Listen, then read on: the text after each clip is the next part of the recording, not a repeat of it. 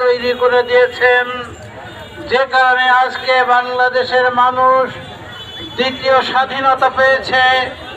মুখের দাবি, বুকের ভাষা তারা আজকে মানুষের কাছে পেশ করতে সক্ষম হয়েছে। যাদের রক্ত এবং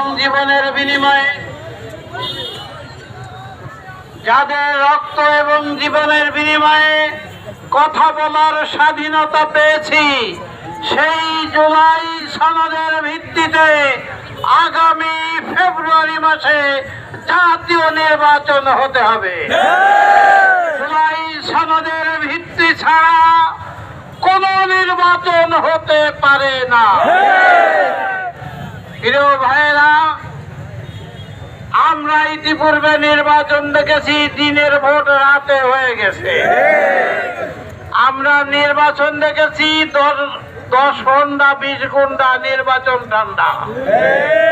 আমরা ভোট কেন্দ্র দখলের নির্বাচন দেখেছি, গণহারে সিল মারা নির্বাচন দেখেছি। আমরা কি আবার সেই নির্বাচন চাই? সে নির্বাচন যদি না চাই, তাহলে একটি মাত্র পথ, তা হচ্ছে পেয়ার পদ্ধতিতে নির্বাচন।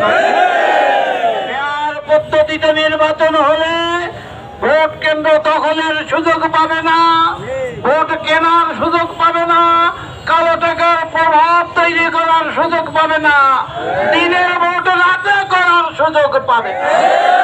কারণেই আগামী নির্বাচন পেয়ার পদ্ধতিতে হতে হবে। আমরা প্রশাসনের ভূমিকায় লক্ষ্য করেছি, বাংলাদেশের সব রাজনৈতিক দল প্রশাসনের দৃষ্টিতে সমান সুযোগ সুবিধা ভোগ করতে পারছে না।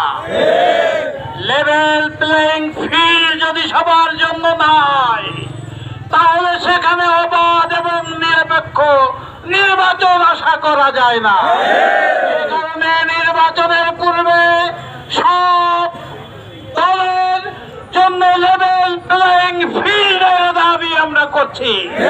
সবাই যেন সমান সুযোগ ব্যবহার করে নির্বাচনে অংশগ্রহণ করতে পারে।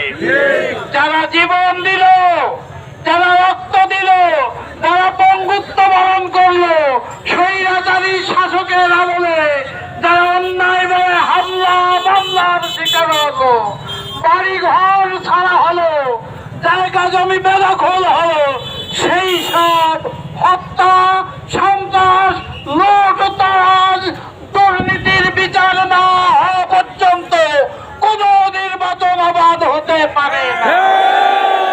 নির্বাচনের পূর্বে স্বৈরাচারী আমলের সকল সন্ত্রাস, দুর্নীতি, হত্যা, নির্যাতনের দৃষ্টান্তমূলক বিচার যা দৃশ্যমান হওয়ার দাবি পেশ করছি।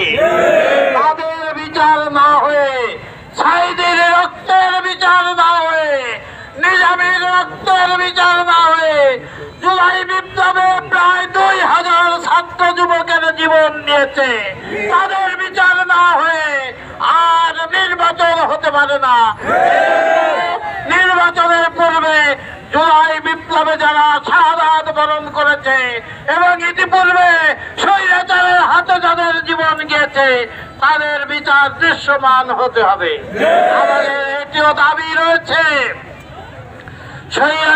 স্বৈরাচারী সরকারকে টিকিয়ে রাখার জন্য 15 বছর যারা তার পাশে ছিল, স্বৈরাচারের দোসরদেরকেও বেআইনি ঘোষণা করতে হবে। সকল কার্যক্রমকে বন্ধ ঘোষণা করতে হবে।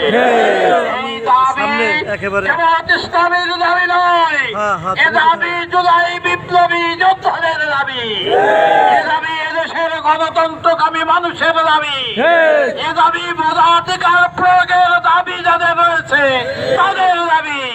সর্বস্তরের মানুষের এই দাবি নিয়ে আপনাদের সামনে হাজির হয়েছি। আপনারা এই দাবির পক্ষে সমর্থন জানিয়ে এ দাবি আদায়ের জন্য নির্বাচন কমিশন এবং সরকারের উপরে যে চাপ সৃষ্টি করেছেন, আমরা আশা করব সরকার এবং নির্বাচন কমিশন এ জনমতের প্রতি শ্রদ্ধা দেখিয়ে এই সরকার এবং নির্বাচন কমিশন 5 দফা দাবি মেনে নিয়ে আগামী নির্বাচনের ব্যবস্থা করবে। আমি এই আশাবাদ ব্যক্ত করে আজকে আমার বক্তব্য এখানে সমাপ্তি ঘোষণা করছি। আসসালামু আলাইকুম ওয়া রাহমাতুল্লাহি ওয়া বারাকাতুহু।